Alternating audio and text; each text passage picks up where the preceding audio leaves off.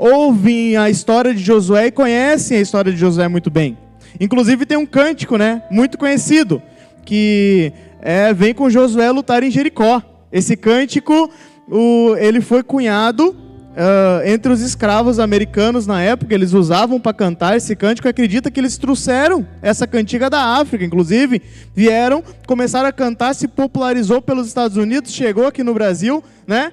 Traduzimos para o português, é um cântico muito cantado, que vem com Josué lutar em Jericó. E eu pensei em cantar hoje, mas daí ia dar ruim, ia dar um problema muito sério com os irmãos.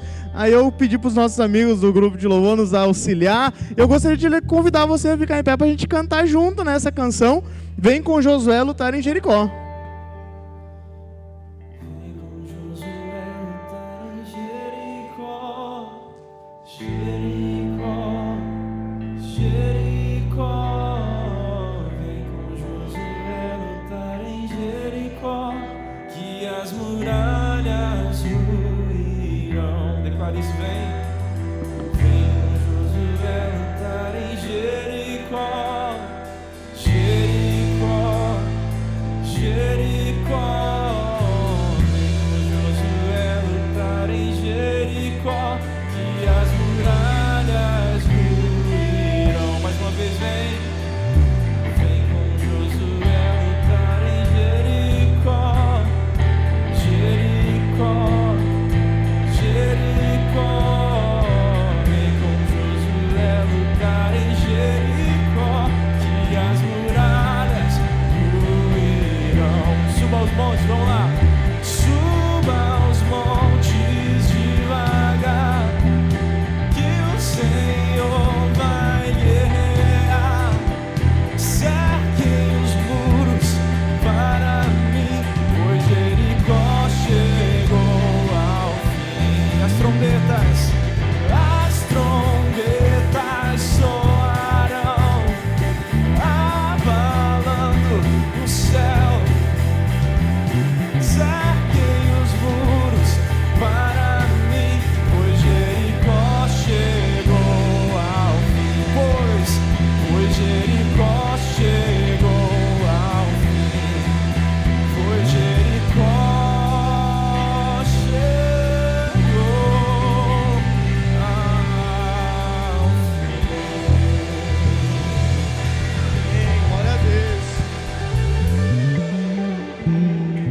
Glória a Deus, glória a Deus, aleluia. Muito melhor, né? Muito melhor, né? Graças a Deus. Queridos, então nós estamos nessa peregrinação, nessa jornada. Eles chegaram diante de Jericó. Eles quem? Josué e um bando de ex-escravos. Exatamente isso. O povo de Deus ali, eles tinham mais ou menos 40 anos, né? Passados-se 40 anos que eles estavam no deserto. Mas eles não tinham material bélico, não tinham poder de guerra, não tinham força nenhuma, mas eles tinham uma promessa, que a terra seria deles. E eles estavam ali, diante de Jericó, as muralhas de Jericó. E como que essa poderosa muralha da cidade de Jericó, um obstáculo que humanamente olhando é impossível de superar, era uma dificuldade muito grande até mesmo para um povo estruturado, com poder bélico, com guerra. Imagine para peregrinos no deserto, né? Andando sem nada, como poderiam superar essa barreira? É bem simples. E Hebreus nos responde isso, né? Hebreus 11:30 nos responde que é pela fé. Pela fé, ruíram as muralhas de Jericó, depois de terem rodeado 7 dias. Eu quero dizer para você hoje que Deus chama você e chama a mim para sermos Josués da nossa geração. O Deus que Josué servia é o mesmo nosso Deus. Amém? Só que nós precisamos exercitar para ter a mesma fé de Josué. Porque se foi pela fé, a gente precisa exercitar para ter a mesma fé de Josué. Então a fé ativa, a fé perseverante, a fé obediente a Deus é o instrumento pelo qual as maiores resistências da vida podem ser derrubadas. Então hoje nós vamos ver alguns requisitos, algumas características da fé de Josué, que com certeza nós precisamos trazer para a nossa vida e aplicar em fé também, para ver as nossas Jericós, as nossas muralhas sendo derrubadas hoje. Isso é importante.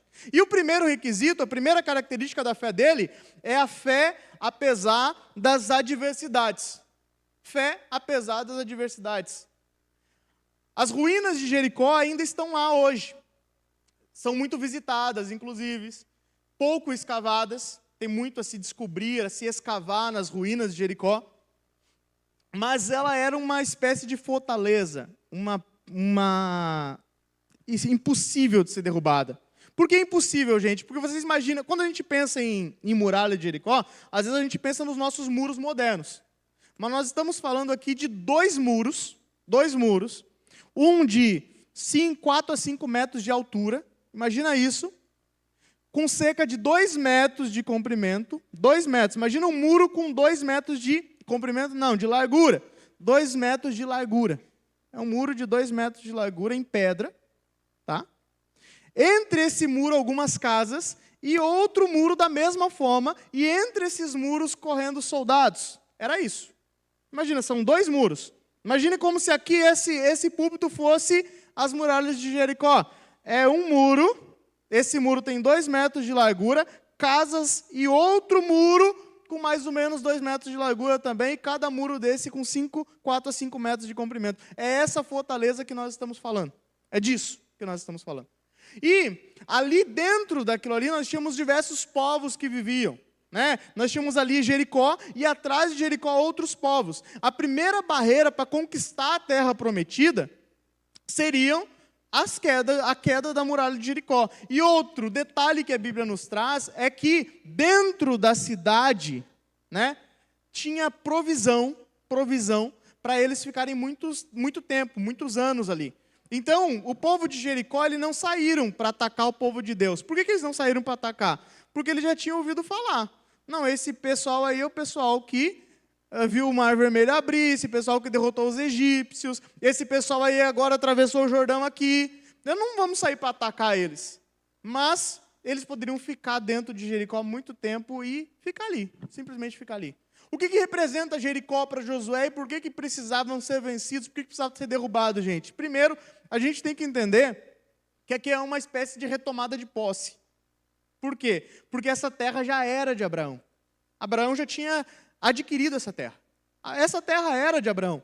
No período que o povo foi para o Egito e ficou sendo cativo no Egito, outros povos vieram e pegaram a terra que já era do povo, que já era de Abraão. A segunda coisa que a gente tem que entender é que ela era uma cidade extremamente paganizada. Eles tinham coisas terríveis. Há relatos, inclusive, de sacrifícios, oferendas de bebês, entre outras coisas terríveis que eram feitas em Jericó. Então, ali era uma cidade totalmente, ao olhar humano, impossível de se conversar, de se dialogar, de tentar, né? Vocês não querem entrar no meio termo? Impossível. É impossível. Não tinha essa possibilidade. A única possibilidade seria a vitória, ultrapassar essa barreira para conseguir tomar a terra de Canaã, que era a terra prometida, né, em si. Então, o povo de Israel tinha como primeira adversidade essa situação. Essas grandes muralhas, com um povo que não tinha poder nenhum bélico, não tinha suporte nenhum para superar, com guerreiros fortemente armados e com muralhas aparentemente intransponíveis. E a questão é, gente, você já se sentiu diante de uma Jericó na sua vida? Você tem alguma Jericó para contar? Coisas, situações que são altas demais para escalar, talvez fortes demais para vencer, e que muitas vezes parece nos oprimir. A Jericó nossa hoje, a sua Jericó, a minha Jericó, às vezes pode ser o medo, pode ser a dúvida, pode ser mágoa, pode ser algum passado corrompido, pode ser... Essa cidade, ela é de muros imensos diante de Israel, era símbolo de tudo que eles não eram. Era uma cidade com poder, com estrutura, com domínio. Mas Deus chama eles para crer acima da lógica, a dar um passo de obediência. Deus chama eles para uma fé além das circunstâncias. Talvez hoje a sua Jericó tenha um nome, né? Talvez seja um casamento em ruínas, talvez seja um sonho que está enterrado aí, um diagnóstico, né? Um diagnóstico médico terrível. Talvez seja uma crise interior. Qual que é a sua Jericó? Que você está olhando hoje e dizendo assim, eu não posso vencer isso. Eu não posso ultrapassar. Eu não posso suprimir. Eu não posso passar. Pense, reflita. Convido você a olhar para a história bíblica e se colocar no lugar do povo de Israel, diante de muralhas impossíveis de serem ultrapassadas e refletir sobre quais são essas muralhas na sua realidade. Eu conheço as minhas. Quais são as suas? Essa é a pergunta. Cada um aqui vai ter uma Jericó diferente. Não me vem com uma baboseira de, eu não tenho nada. Gente, por favor. Somos todos humanos, amém? Então, todos nós temos e nos deparamos com Jericós na nossa vida. Qual é a sua? Essa é a questão. O segundo aspecto da fé de Josué, poderoso, que ele tomou e que é o que nos impulsiona para ver essas barreiras serem derrubadas. Porque se eu viesse aqui hoje simplesmente para dizer para você que você tem uma Jericó na sua vida, a gente não precisava vir, não é verdade? A gente tem que saber como derrubar isso. Como é que a gente vai vencer? E a fé de Josué é uma fé que seguiu um plano muito estranho. Porque para a conquista de Jericó, Deus deu a ele várias instruções. Só que todas essas instruções, se você olhar para cada uma delas, vai pensar que loucura. Porque nenhuma delas é eficaz, militarmente falando. Nenhuma delas é eficaz, do plano de vista militar. Se você for pegar pessoas que trabalham com questão de exército, de guerra, ou estudam isso, todos eles iriam olhar e dizer, isso aqui não, isso aqui não, isso aqui não, isso aqui não, vamos, rasga tudo e vamos tentar outra forma. Qual foi o plano que Deus deu para ele? Primeiro, marchar durante a cidade 6 dias. Acredita-se que os escavadores, esqueci o nome agora dos cidadãos que estudam isso, mas que estudam as muralhas, os restos da muralha, que quando Josué chegou ali, aqueles muros já estavam de pé de 800 anos, mais ou menos. Acredito que eles estavam de pé. E poderiam estar até hoje, se não fossem a fé e um Deus poderoso de Josué que derrubaram os muros. Mas o que acontece? Marchar ao redor do muro, tentar fazer barulho ao redor do muro é impossível.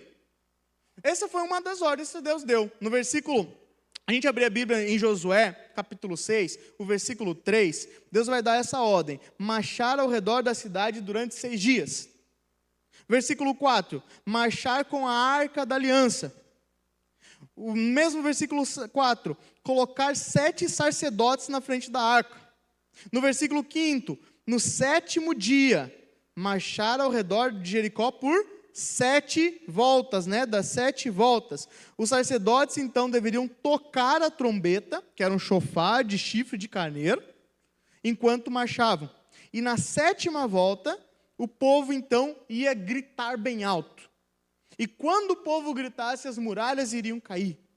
E quando as muralhas caíssem, eles iam entrar à cidade e conquistá-la. Josué ainda acrescentou outras 3 recomendações, que as pessoas ficassem em silêncio enquanto caminhavam, todos os dias, para fazer barulho apenas no último dia. Às vezes, ficar em silêncio é sábio, É importante.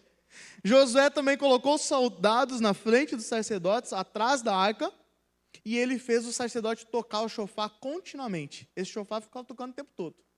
Mas aí eu pergunto para você, o que isso tem a ver com guerra, com vitória, com derrubar muralhas?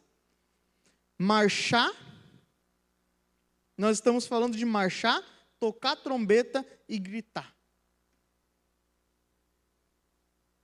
Real, pergunto para você, se você não conhecesse o final da história, se a gente não tivesse cantado a musiquinha agora aqui, esse louvor belíssimo que fala que as muralhas cairão, e eu dissesse para você, vamos contar a história de um povo que fez isso, você ia pensar que resultado?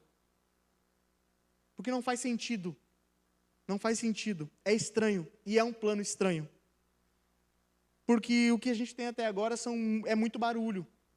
Talvez esse barulho, olhando do ponto de vista humano, não é suficiente nem para derrubar um murinho. Quem sabe, quem dirá uma grande muralha. Não é verdade? Mas, gente, para os padrões humanos, normais, a estratégia de Josué, ela poderia ter entrado para a história como um dos maiores erros militares. Mas do ponto de vista de Deus, o plano, o propósito, o sentido estava já detalhado. Porque às vezes a nossa vida é assim, às vezes o que Deus nos pede aparentemente não faz sentido algum. Imagine, pense comigo, o povo marchando em silêncio e olhando para aquelas muralhas. Porque isso durou 7 dias. Durante 6 dias foi uma volta. No 7º foi 7 voltas. E durante esse tempo eles não tinham sinal nenhum. Talvez ficavam assim, será que vai cair isso aqui? Mas não tinha sinal de cair. Não tinha sinal de que alguma pedra ia mover. Não tinha sinal de que alguma pedra estava se mexendo, se movendo, acontecendo alguma coisa. Às vezes, a nossa vida espiritual, a nossa oração é assim. A gente está orando, a gente está clamando, a gente está intercedendo e não tem sinal nenhum. Não é anjo caindo do céu, não é trombeta soando, né? Nossa, eu queria muito dizer para você que você vai sair amanhã, vai entrar no seu quarto, vai aparecer um anjo e vai solucionar os seus problemas. Mas muitas vezes isso não acontece. Porque você está na primeira volta, você está na segunda volta, você está na terceira volta, você está na quarta volta. Mas eles tinham uma certeza, que é a mesma certeza que nós temos, que é a promessa do Senhor. A promessa do Senhor é que as muralhas iam cair. E se vai cair, o que Deus falou para fazer? Deus falou para dar as voltas. Mas eu não estou vendo nada acontecer, vai dar a volta. Dá a volta. Ah, mas Deus falou para dar a volta como? É tocando o chofar, então toca o chofar. Ah, mas Deus falou para dar a volta e no último dia para gritar bem alto, então grita bem alto. Por quê? Porque Deus falou que ia acontecer. E se Deus falou que ia acontecer, eu vou fazer o quê? Eu vou seguir o plano, por mais estranho que pareça ser. Por mais absurdo que pareça ser. É por isso que o apóstolo Paulo ecoa nas suas cartas dizendo que a loucura da pregação. Porque alguns olhavam e diziam assim, isso aí que estão pregando é coisa de louco. Isso aí que estão fazendo é coisa de gente sem noção. Isso aí que estão fazendo é coisa que não faz sentido. Mas a realidade é, nós temos uma promessa para se agarrar. Nós temos uma palavra para se agarrar e a gente sabe de quem veio. E tendo essa promessa, tendo essa palavra e sabendo de quem veio, a gente vai se manter nela até o fim. A gente vai se manter nela até o fim, porque o resultado virá, não por causa do método, do plano ou da estratégia, mas porque Ele prometeu que virá. E se Ele prometeu que virá, vai acontecer, e vai acontecer. Então, às vezes Deus diz, espere, e tudo em nós está dizendo, corre. Mas a gente tem que esperar. Às vezes Deus diz, perdoe, e tudo em nós está gritando, sabe, eu quero justiça, eu vou pegar. Às vezes Deus diz, dê. E a gente está contando moeda, né? Às vezes Deus diz, fique em silêncio. E a gente tem vontade de sair gritando, falando. Mas a gente tem que seguir o plano, por mais estranho que pareça. Porque os muros vão cair. A fé, gente, a fé, irmãos, anote isso, guarde, grude no muro da sua casa, no quarto seu. A fé não é entender o plano. A fé é seguir quem traçou o plano. A fé é isso. A fé não é entender. A fé é seguir quem traçou. Então, aos olhos do mundo, talvez aos olhos dos cananitas lá, aos olhos dos outros, pode até parecer tolice, marchar, tocar, gritar. Mas ali eles estavam seguindo o plano da vitória, baseado em quem deu esse plano, não no que o plano parecia ser. Amém? Gente, o terceiro aspecto da fé de Josué é a fé que Deus tem a vitória completa. Josué 6:2 é a promessa que Deus disse para Josué. Disse assim, então o Senhor disse a Josué, olhe, estou entregando em suas mãos a cidade de Jericó, o seu rei e seus valentes. Quero dizer para você que a batalha terminou antes dela começar. Porque a batalha terminou nesse momento aqui. No momento que Deus disse, eu estou fazendo, aqui acabou a batalha. Há também uma outra questão muito interessante nesse aspecto da fé que Deus tem a vitória completa, porque eu tenho certeza que no coração de Josué ressoava uma certeza. Que certeza? Deus não nos tirou do Egito, Deus não me fez ser sucessor de Moisés, Deus não me trouxe até aqui para me abandonar por causa desses 2 murinhos. Ah, mas como assim murinho? É uma muralha enorme. Não, a gente não compara a muralha com a gente compara a muralha com Deus. A gente compara a muralha com Deus. A gente compara a muralha com o Deus que a gente serve. Essa é a realidade. Então, a fé que Deus tem a vitória completa. E Deus aqui, ele se coloca no meio do plano. Quando que ele se coloca no meio do plano? Porque existia algo que era muito sagrado. Muito, muito, muito sagrado. Que o que é muito sagrado? A Arca da Aliança. A Arca da Aliança era extremamente sagrada. A Arca da Aliança, ela tinha que ser evitada a ser movida. Ela tinha que ser evitada o cuidado, quem ia tocar nela, quem ia conduzir, como ia conduzir. Ela tinha que ser cuidada, porque era a presença de Deus. Inclusive, um dos aspectos mais tristes que nós temos na história de Israel é quando eles, sem pedir autorização para Deus, levaram a Arca da Aliança para o meio da guerra. Deus se sentiu afrontado com aquilo ali. E deveria mesmo, né? Mas, o que Deus fez? Deus disse, ó, tá vendo a Arca da Aliança? Ela representa o quê? A presença de Deus. Lá dentro tem o maná, tem o cajado de Arão, né? Tem as tábuas dos 10 mandamentos. Você faz o quê? Leva a arca para o meio para dar a volta com vocês. Os sacerdotes vão carregar a arca. Por que os sacerdotes vão carregar a arca? Por que a arca vai estar no meio? Porque a arca simboliza que eles não estavam dando volta sozinhos. Eles estavam dando voltas acompanhados. E a companhia era de Deus. O que eu quero dizer para você, gente, é que o plano pode ser estranho, pode parecer difícil, pode cansar. Gente, porque assim, vocês pegam e, imagina, dá volta com toda aquela galera, gente. Às vezes eu pego a minha filha para ir no mercado, alguma coisa assim, é difícil, você, né, a criança ela para, ela, né, ela fica ali se amolando. Imagina, a gente era criança, era mulher, era cheio de gente. Era cheio de gente, era muita gente, era um povo gigante para dar volta. Parecia cansativo mesmo. E no 7º dia, quando já estava cansado, que tu queria mais descansar, era 7 voltas. Pega assim, faz um exercício um dia, vai lá no Germano e dá 7 voltas lá, para você ver. É complicado, gente, é difícil, é cansativo. Deus quis dizer assim, gente, eu sei que é cansativo, eu sei que pode parecer desafiador, eu sei que vocês estão dando volta e parece que não está acontecendo nada, mas vocês não estão sozinhos. Eu estou dando volta com vocês. Eu estou os acompanhando. Eu estou no meio da volta. É essa representatividade da arca da aliança no meio. Então aqui a gente já coloca outra coisa. Eles estavam marchando, mais as trombetas, mais o grito e mais a presença de Deus. Então o que eu quero dizer para você é que você sai daqui para enfrentar as muralhas da sua vida, seja elas quais forem, mas não é simplesmente assim, vai lá e depois me volta e me conta o que aconteceu. Não. Deus, ele vai junto com você. Deus, ele acompanha. Deus, ele é companhia. Quando a gente convida Deus, quando a gente faz algo direcionado por Deus, que é o que eles estão fazendo aqui, Deus não deixa a gente sozinho. Deus, ele acompanha a gente. A maioria das vezes em que Deus deixou o povo assim, ó, vão, é porque eles decidiram seguir sem Deus. E normalmente é porque fazer aquilo que Deus não mandou fazer. Vamos supor que se eles dissessem, ó, Deus disse, ó, dá 6 voltas e depois dá 7, aí o povo contava, 6 voltas, mais a 7ª no início dá o quê? Dá 13, né? É isso? 6 mais 7, 13. Então vamos dar as 13 num dia só? Vamos, né? Cortar caminho?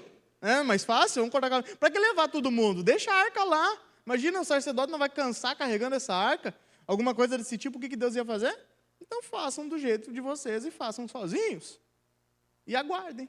Mas não, decidiram fazer conforme Deus queria, Deus acompanhou e a certeza da vitória era certa. Então, gente, quando Deus se coloca no meio da batalha, a certeza Ele dá. Então, gente, descansa na voz de Deus.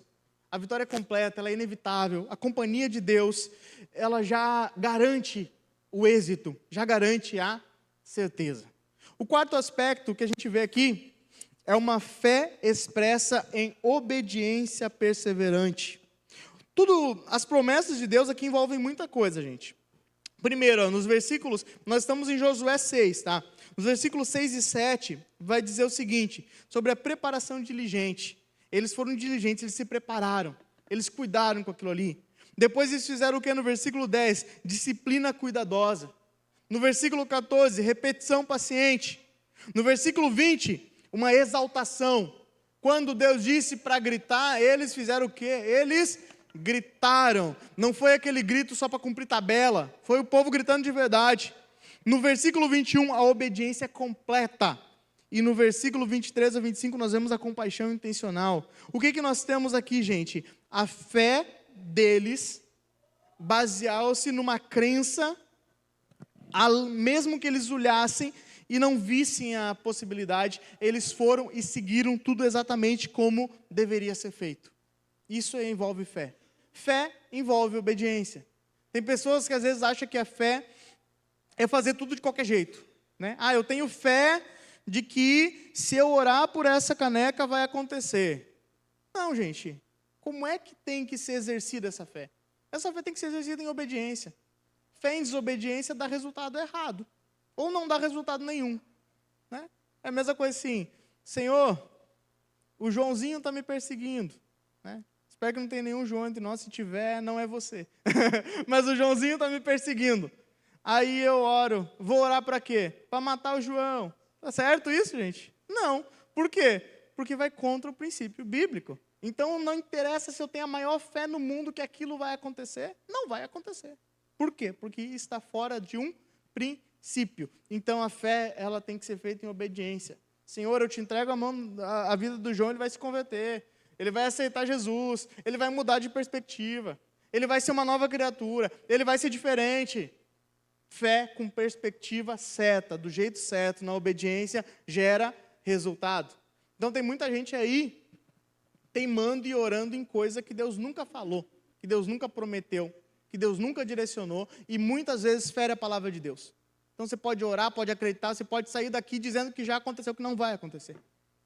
Por que não vai acontecer? Porque está no plano errado. Não está certo, não é da forma certa, não é do jeito certo. Por isso que a gente sempre tem fé olhando para a promessa bíblica. A nossa fé olha para a promessa de Deus, olha para a vontade de Deus, olha para o plano de Deus, porque o plano de Deus vai se cumprir. E Ele quer fazer se cumprir através de nós. Através de nós. Mas para se cumprir através de nós, a nossa fé tem que estar direcionada. Tá, e se a minha fé não estiver direcionada, quer dizer que não vai se cumprir? Não, vai cumprir com Josué e Caleb, comigo não. Eu vou ficar pelo deserto. Não é verdade? Aquele povo todo que se perdeu no deserto, que vieram a óbito no deserto, o que aconteceu com aquele povo todo? Falta de fé e fé mal direcionada. É as duas coisas que eles tinham. E ficaram pelo deserto. Josué tinha fé obediente, fé direcionada, por isso que ele teve êxito. Quer ter êxito, irmão? Fé em obediência e obediência perseverante, fé direcionada. Amém? Gente, por último, nossa última aplicação sobre a fé é a quinta, que a fé age apesar das dúvidas. Fé age apesar das dúvidas. Porque, gente, crença é sempre a primeira parte da fé, tá? A gente não pode confundir fé com 100% de certeza. Uma coisa, outra coisa. Entendeu? Fé não é 100% de certeza. Por quê? Porque se eu esperar ter 100% de certeza para agir em fé, muitas vezes eu fico paralisado. Por quê? Porque a certeza não vem. Nós temos que acreditar mesmo que pareça que não vai acontecer. Nós temos que acreditar mesmo que pareça impossível. Nós temos que acreditar mesmo que pareça que não tem solução. Essa é a fé, apesar das dúvidas.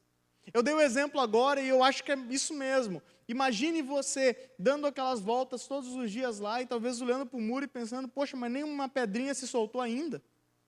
Vocês acham que todo aquele povo que estava ali tinha 100% de certeza que o muro ia cair? Com certeza tinha gente ali que não tinha 100% de certeza. Tinha gente que pensava assim, olha, eu vou fazer porque Josué disse, porque Deus falou, eu vou fazer. Não é verdade? Eu vou seguir. E muitas vezes nós temos que agir na nossa vida assim. Eu não tenho certeza que isso vai acontecer, por quê? Porque é minha alimentação humana. Mas eu vou agir, apesar de eu não ter toda essa certeza. Por quê? Porque Deus falou. Porque Deus disse, porque Deus garantiu, porque a palavra de Deus assim diz, então eu vou fazer. É gente que muitas vezes espera estar convencida para obedecer, Espera estar convencida para agir em fé. Espera estar convencida para dar o passo. E muitas vezes são essas pessoas que ficam paralisadas. Eu vou ficar aqui na frente desse muro até eu acreditar realmente que isso aí que eles estão fazendo vai derrubar o muro. Sabe o que ia acontecer com esse cidadão? Ele ia ficar parado no muro, vendo o milagre acontecer com os outros, e ele ia ficar ali o tempo todo. Então eu quero dizer para você que, apesar de que você tenha dúvidas, quando eu perguntei aqui no primeiro tópico, sobre a questão da sua Jericó, talvez você olhou e disse assim, poxa, você não sabe qual é a minha Jericó. Essa tua aí é muito pequenininha, talvez por isso tu acredita, a minha é grande demais. Né? Talvez você olhou e disse, a minha, olha, fé é ir, é fazer, apesar do impossível. Ah, mas isso é impossível. Então, creia, ore, acredite, esforce-se, ainda que você não esteja 100% convencido de que aquilo vai acontecer. Porque a fé, ela vai apesar das nossas dúvidas, das nossas limitações. A fé verdadeira, irmãos, ela não se mede por sentimentos, mas por passos de obediência repetidos, mesmo quando parece que nada mudou. Mesmo quando está parecendo que nada está acontecendo. E a gente continua, a gente acredita, a gente repete, a gente persevera, a gente se mantém. Isso é fé. Isso é fé. Se a gente esperar algo acontecer, já não é mais fé, já é uma certeza, né? Se a gente precisa de algo acontecendo, já não se trata mais de fé. Porque agir quando algo está acontecendo, isso aí qualquer um faz.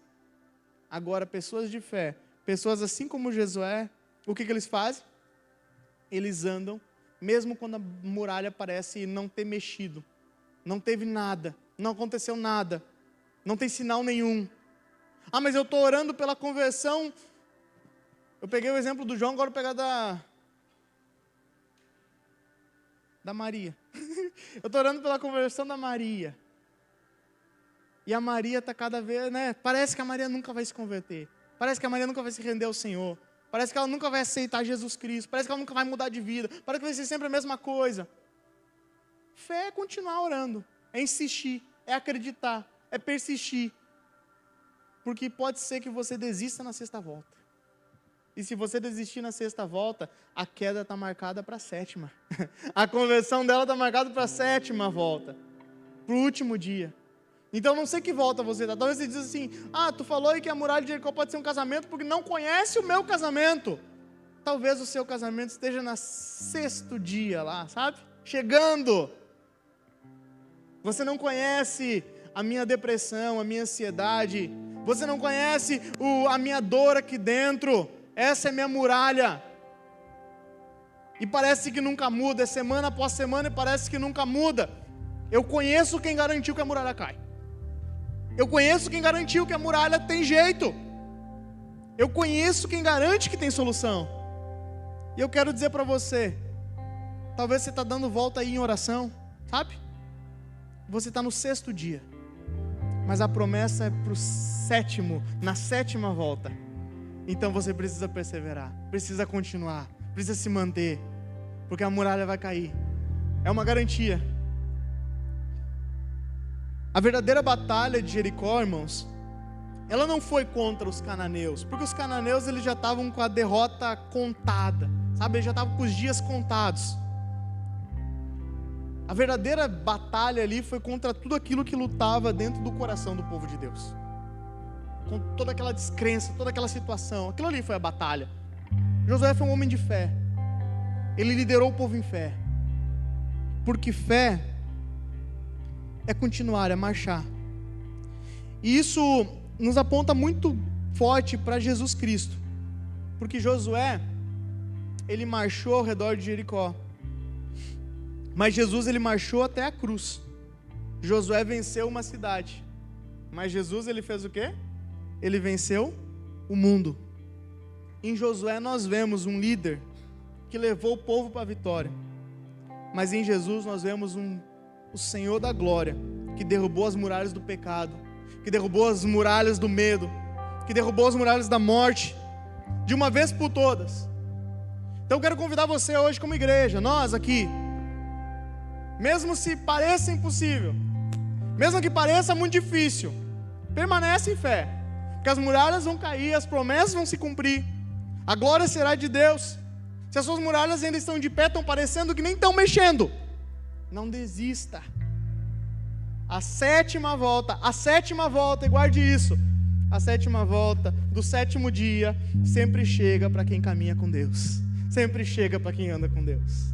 Aleluia, aleluia. Você pode dar um glória a Deus, você pode acreditar que a sétima volta no sétimo dia vai chegar para você? Eu creio que ela vai chegar. Então quero convidar você para a gente levantar agora, a gente vai exaltar esse Deus Todo-Poderoso, a gente vai glorificar Ele, a gente vai glorificar em fé. Eu pedi para você visualizar no primeiro item quais eram essas muralhas da sua vida.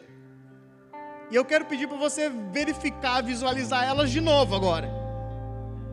Só que agora você visualiza com a perspectiva de quem está marchando, com a perspectiva de quem está andando, com a perspectiva de quem já está dizendo assim, ainda que seja grande ali, mas é um murinho para Deus. Mas o meu Senhor já me garantiu que está derrubada. O meu Senhor já garantiu que a vitória está ali, que a solução está ali, que a resposta está ali. Hoje é dia de comemorar as quedas das muralhas, não as de Jericó, lá de Josué. Essas já são comemoradas e nós comemoramos, dando glória a Deus por isso. Mas as quedas das muralhas da sua vida, da sua realidade, da sua circunstância, da sua situação. Nós vamos cantar agora. Eu quero que você cante com alegria, exalte o Senhor, glorifique a Ele, já comemore a queda que já aconteceu, aleluia, aleluia. Pela fé posso clamar, pela fé posso enxergar, pela fé posso tocar. Pela fé,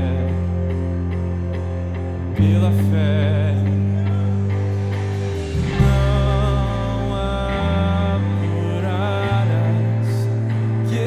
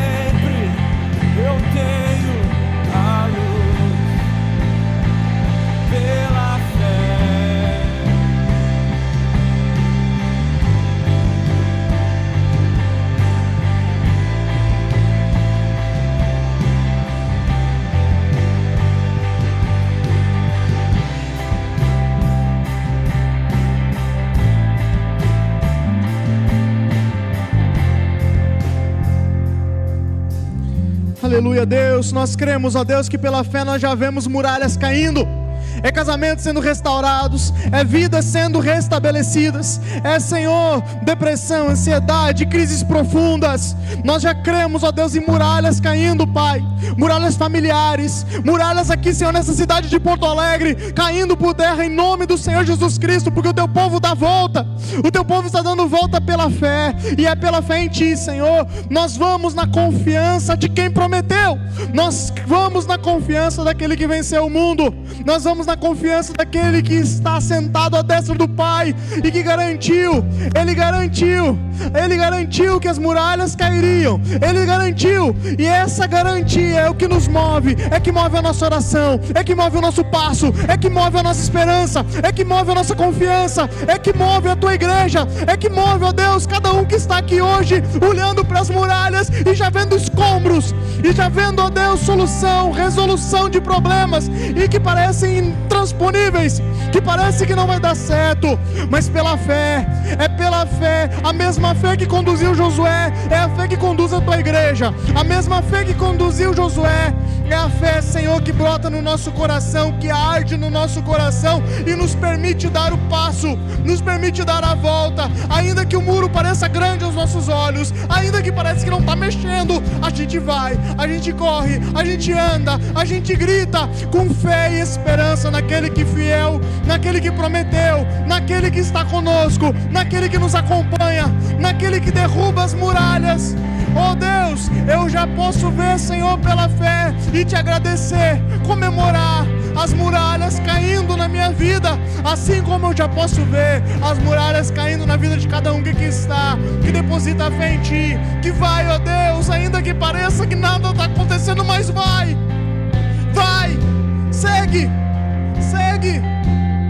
segue, ainda que a muralha pareça intransponível, segue, continue, persevere, mantenha-se, seja constante,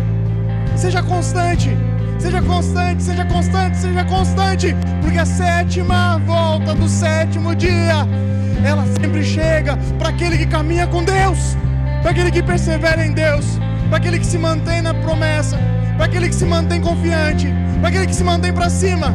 Então sai daqui, irmão, sai daqui pronto para marchar, sai daqui pronto para andar, sai daqui pronto para seguir, sai daqui pronto para ver muralhas caindo. Aleluia.